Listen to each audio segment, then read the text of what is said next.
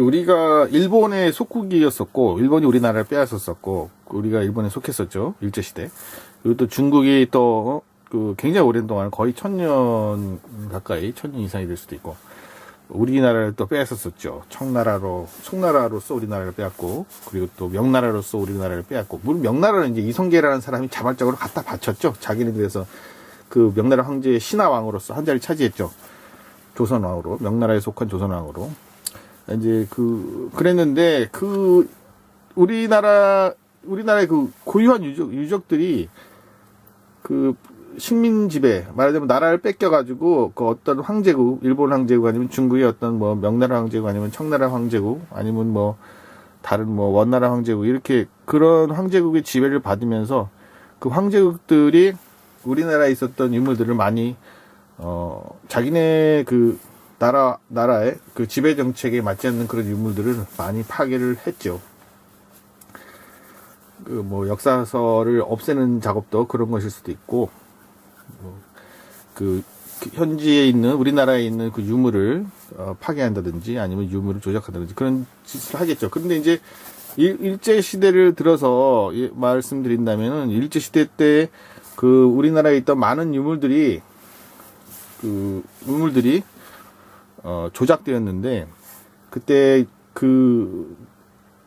일본이 유물을 조작하는 방법이, 한국에서 유물을 발견해서 조선 총독부에 속한 학자들이 유물을 발굴을 해서 그 유물을 박물관에 전시를 할 때, 총독부 박물관에 전시를 할 때 그 유물에 있는 글자를 바꾼다든지 그런 식으로 할 수가 있겠죠.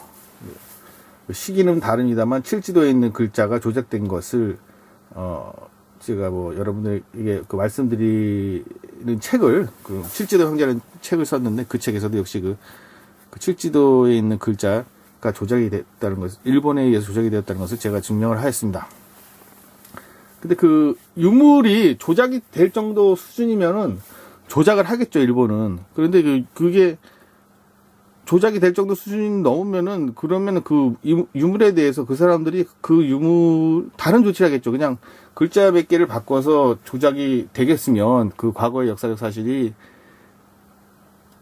조작이 되겠으면 그렇게 하겠지만, 그거 해서 안 되는 수준이라면, 너무 일이 크면, 그럴 때 다른 생각을 하겠죠. 그래서 그 유물을 파괴해서 없애버린다거나, 아니면 그 유물을, 에 대해서 어떤 일을 할 텐데, 그 중에서 이제 가장 큰 것이 뭐냐면, 유물의 글자를 조작하거나 유물을 어떻게 조작할 수 없을 때 그 유물을 들고 가버리는 것이죠. 유물을 들고 일본으로 가버리면은 한국에 그런 귀찮은 유물이 없으니까 그 사람들의 목적을 달성한 것이죠. 유물을 조작하겠다는 그런 목적. 한국인들에게 이 유물이 노출되지 않게 하겠다는 목적. 그런데 이제 그렇게 해도 못하면은, 예를 들어서 바위에 붙어있는 유물, 여기 보면 이렇게 석불, 여기 새겨져 있죠. 여기 선법사인데, 하남시에 있는 선법사인데, 온조항 샘물도 있죠, 여기. 바로 오른쪽 옆에 있습니다. 오른쪽 아래. 근데 지금 보면은 이렇게 분명히 삼각형 바위 2개 같은데, 여기는 석불이 새겨져 있고, 여기는 석불이 안 새겨져 있죠? 안 새겨져 있고, 그냥 여기 푹 들어갔죠, 여기가. 이게 참 희한한 거예요. 보세요. 여기가 현장에서 가서 보셔도 아시겠지만, 여기가 요렇게 자르고, 마치 수박을 칼을 집어넣어서 이렇게 자르고, 이쪽으로 잘라갖고 수박을 가운데를 팍 떠낸 거랑 비슷합니다, 지금 상황이. 그래서, 가서 보고 저는 처음에 굉장히 놀랐는데, 이런 바위가 다 있냐 그랬는데, 이런 바위는 만든 바위죠. 잘라낸 바위죠. 자연적으로 이런 바위가, 이래서 오래돼서 안이 자꾸 떨어져 나가서, 부슬부슬 떨어져 나가서, 이렇게 속이 떨어져 나갔다라고 보기엔 굉장히 이상하죠. 그래서, 그럼 이거 누군가가 수박 속을 떼내듯이 칼로 바위 속을 떼는 것이다. 그래서 원래 이런 바위인데, 이렇게 따가지고, 세모나게, 이렇게 칼을 집어넣어서 삼면을 따가지고 가져간 것이다라고 추측해 볼 수 있는데, 마침 이제 제가 유물을 여기 선법사에 가서 볼 때, 거기 이제 어떤 분이랑 얘기를 하게 됐는데, 그분이 그런 흥미로운 말씀을 해주시더라고요. 그래서 이건 이제 좀 더 멀리 아래에 내려와서 본 모습이죠. 역시 여기도 푹 파였다는 것을 알 수가 있습니다. 떠간 거죠. 한마디로 속을 떠간 거예요. 바위 속을 떠갈 정도면 얼마나 비용이 많이 들고 얼마나 힘들었겠습니까? 얼마나 또 고도의 기술이 필요했겠어요. 바위를 깨지 않으면서. 그 바위에 뭔가가 그려져 있었기 때문에 떠갔겠죠. 이제 이 아래에 있는 게 이게 이제 온조왕 샘물입니다. 온조왕이 먹던 샘물. 제가 이제 동영상에서 다른 동영상에서 밝혔듯이.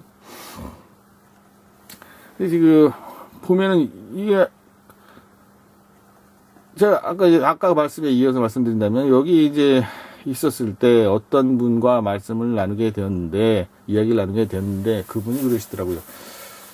그 옛날에 여기에 이제 원래 속이 비지 않고 이렇게 석불이 새겨져 있었다고 합니다. 그래서 석불이 새겨져 있었는데 그런데 어느 날 보니까 이게 없더랍니다. 그래서 이게 어디 갔나 그랬는데 그 사람이 궁금해하던 그 사람이 마침 일본을 가게 됐는데 일제시대 때 얘기겠죠. 일본을 가게 됐는데 일본에 가니까 고향에 있는 그 없어졌던 이 불상이 조각이 있더라는 거예요. 그 사람이 일본이 가져갈 거라고 생각을 했겠죠. 그래서 그 말이 지금까지 이제 전해지는 것이죠. 동네 사람들에게. 우리가 그 말을 믿을 수 있느냐 없느냐는 뭐 여러분이 판단하시겠지만 일단은 이 생긴 게 파였고 바위가 옆에는 안 파였고 똑같이 삼각형인데 좀 더 크잖아 이거는.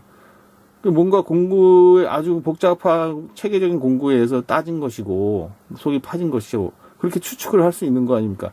그런데다가 또 제가 또 어떤 분한테 그런 얘기를 들으니까 이것은 일본이 가져간 것이다라고 볼 수밖에 없죠. 결론을 내리기를. 제가 이 말씀을 드리는 이유는 일본이 우리나라의 그 유물을 조작하는데 대단한 열정을 기울였다는 거예요. 그러니까 총독부에서 조선 총독부에서 그 각 유물들을 우리나라에 이제 우리나라가 황제국이었다는 것을 특히 알려주는 유물들 그런 유물들이 있으면 막 조작을 했겠죠. 글씨를. 그리고 거기에 속해서 일하는 학자들도 있었을 것이고 또 칼을 들고 직접 이렇게 막 그 글씨를 고치고 지우고 고치는 사람도 있었을 것이고 그런 사람도 있었을 것이고 이렇게 또 뭐 개인인지 아니면 총독부 소속인지 모르겠지만 와가지고 그 엄청난 소리를 내면서 여기 바위를 떠간 바위 속에 있는 석불이겠죠. 그것을 떠간 그런 일본인도 있는 것이죠. 그래서 그 일본인들의 역사 조작이라는 것은 아주 대단히 광범위한 것이었고 그리고 그 유물을 조작하지 못하면 이렇게 극단적으로는 유물을 가져갈 수 없으면 파서라도 가져가는 그런 대담함을 보여줬던 것이죠. 그 당시에. 그래서 우리나라에 이렇게 좋은 유물이 황제국임을 보여주는 좋은 유물이 많이 없어진 것입니다. 우리에게 이렇게 많이 안 남아있는 거예요.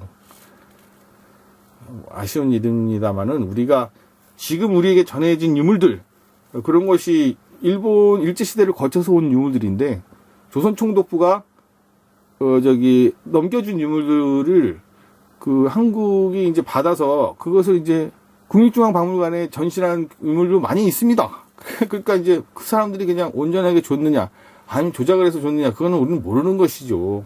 그러니까 우리는 일단 의심을 하고 유물을 받아들이고 의심을 하고 유물 속에 있는 글씨를 봐야 되는 거예요. 그 말을 그대로 믿으면 안 되고 그 사람들이 전해준 유물을 그대로 그 글자 해석해준 글자들을 그대로 믿으면 안 되는 것인데 지금 문제는 학자들이 그걸 그대로 순진하게 받아들이고 있다는 것이죠. 아무 문제가 없다. 무슨 조작이냐, 무슨 조작을 했겠냐 이런 건데 그 사람들은 조작을 합니다. 치치도 형제라는 책에서 제가 밝혔듯이 칼에 있는 글씨도 막 금을 사가지고 금선을 박아가면서 아니면 금선을 빼가면서 금글자를 빼가면서 조작하는 사람들이에요. 그러니까 순진하게 우리가 역사를 받아들일 수는 없는 것이고 우리에게 주어진 유물, 일제시대를 통해서 주어졌던 유물들이 대부분인데 그 유물들을 다시 한번 검사를 해야 된다는 것입니다. 그래야 우리가 제대로 우리의 과거 역사를 그 유물들을 통해서 알 수 있는 것이죠. 정확한 역사를 알 수 있는 것이죠.